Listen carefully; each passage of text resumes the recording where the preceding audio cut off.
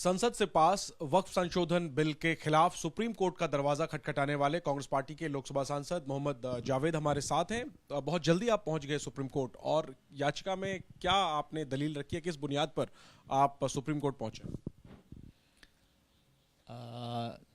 जो डिबेट हुआ उसमें आप लोगों ने खुद ने सुना होगा, सबका पक्ष सुना, विपक्ष का भी, और बहुत मजबूती के साथ इंडिया अलायंस एक साथ रही और वोट भी दिया। ये जो नंबर्स का इन्होंने फ़ायदा उठाया है, बिल में संशोधन करने का हक सभी सरकार का है, इसमें कोई शक नहीं है, लेकिन जो बुनियादी प्रोटेक्शन है कॉन्स्टिट्यूशन के तहत किसी के लिए भी, किसी इंडियन सिटीज़न के लिए, किसी कम्युनिटी के लिए, उसको जब आप वायलेट करेंगे और अपने नंबर्स का दुरुपयोग करेंगे तो हिंदुस्तान में हर हिंदुस्तानी को ये मौका मिलता है कि सुप्रीम कोर्ट में इसको चैलेंज किया जाए। उसी के तहत हमने सुप्रीम कोर्ट में जाने का फ़ैसला किया है। और हमारा जो ऑब्जर्वेशन है, जो हमने पार्लियामेंट में पार्टी ने हमें मौका दिया, जो हमने कहा, वही आधार है। हमारा ये मानना है, जो हकीकत भी है, कि जो प्रोटेक्शन हमें आर्टिकल 14, आर्टिकल 15, आर्टिकल 25, आर्टिकल 26 में मिला है, उसका ब्लेटेंट मिसयूज़ और हमारा हक छीनने की इन्होंने पहल की है, जिसके ख़िलाफ़ हमारा जाना फ़र्ज़ बनता है हमारा।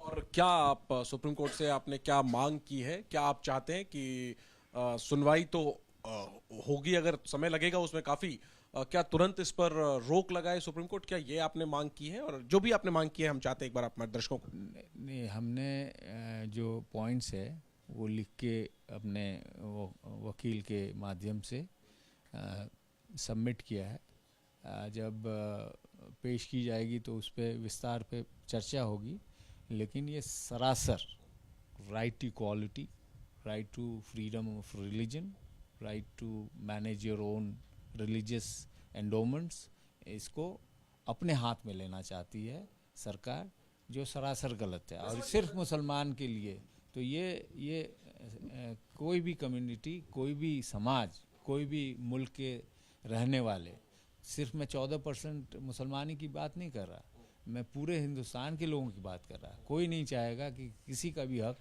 सरकार छीन ले। मैं समझ गया एमपी साहब, ये दलील है, मतलब मांग सुप्रीम कोर्ट से क्या करेंगे कि क्या इस पर करेंगे कि इसको तत्काल रोक लगाई जाए और जो बिंदु हैं उस पर अपना फैसला सुनाए। जो भी कॉन्स्टिट्यूशन में हमें सेफगार्ड है वो सेफगार्ड बना रहे। आखिरी में, हालांकि आप लोगों ने तो 12-12 घंटे की बहस दोनों ही सदनों में हुई, आप लोगों ने इस बिल को संविधान के खिलाफ बताया है, असंवैधानिक बताया है।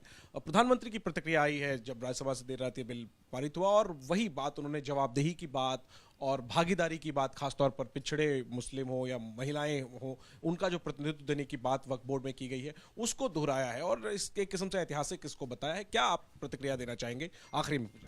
देखिए, इसमें कोई शक नहीं कि ये ऐतिहासिक जो भी प्रोसीडिंग हुआ है, जो भी पास हुआ, ऐतिहासिक है, हिस्टोरिक है, but in the wrong way. ये डायरेक्ट प्रहार है कॉन्स्टिट्यूशन पे। आप पिछले 1 साल से या 2 साल से आपने देखा होगा, हमारे नेता श्री राहुल गांधी जी, हमारे प्रेसिडेंट खड़गे जी पूरे हिंदुस्तान में घूम घूम के कह रहे थे कि ये कॉन्स्टिट्यूशन को डिस्ट्रॉय करना चाहते हैं। ये एक blatant misuse of that power और ब्लेटेंट एग्जाम्पल ऑफ जो वो कह रहे थे हमारे नेता। तो इसमें तो हमें जो राइट दिया गया वो छीनना चाहते हैं। आपको पासमानदा से इतना ही हमदर्दी है, आदरणीय प्रधानमंत्री महोदय, तो हमारा तो आबादी सिर्फ 14% है, आप 86% को क्यों नहीं देते? हमारे जो एंडोमेंट्स हैं, चाहे हिंदू रिलीजन के मानने वालों का हो या सिख का हो या क्रिश्चियन का हो, वहाँ भी तो गरीब लोग हैं, वहाँ भी महिलाएं हैं। आप अपने ट्रस्ट में क्यों नहीं रखते? उसमें हमारे तरफ क्यों हमदर्दी हुई?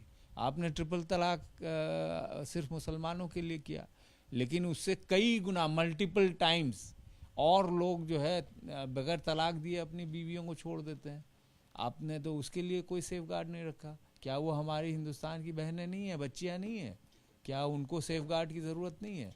सिर्फ मुसलमान को आप उनके फ्रीडम को उनको एक्सप्लॉयट करना चाहते हैं और ये कहते हैं कि हम उनको जो है मुख्यधारा में लाना चाहते हैं। मुख्यधारा में लाते तो हमारे किशनगंज में एएमयू को क्यों नहीं अभी तक फंड मिला? Thank you so much. ठीक है जावेद जी, एक लेकिन मैं चाहूंगा कि सुप्रीम कोर्ट में आपकी याचिका का क्या होगा ये तो हम देखेंगे, लेकिन राजनीतिक तौर पे पूछूं, अगर मान लीजिए कांग्रेस की सरकार बनती है, 29 में आपको मौका मिलता है या उससे पहले मिल जाता है, ये जो बदलाव किए गए हैं, ताजा बदलाव वक्फ एक्ट में, क्या उसको आप लोग निरस्त करेंगे? इसी प्रकार से संशोधन ये पार्टी की जो है वो पार्टी से हमारा आएगा तो बेहतर होगा। निजी राय यही है, हम ऐसे गैर कानूनी काम कभी किए नहीं हैं। कॉन्स्टिट्यूशन के ख़िलाफ़ हमारी पार्टी कभी गई नहीं है और ना ही जाएगी। Thank you. तो बदलाव करेंगे, जो बदलाव के मैंने कहा ना, कॉन्स्टिट्यूशन को बचाने के लिए हमें जो करना होगा हम करेंगे। ठीक है, शुक्रिया बात करने के लिए। नजरें रहेंगी सुप्रीम कोर्ट पर कि सुप्रीम कोर्ट जो याचिका वक्फ संशोधन बिल के खिलाफ दी गई है उस पर क्या रुख अख्तियार करता है।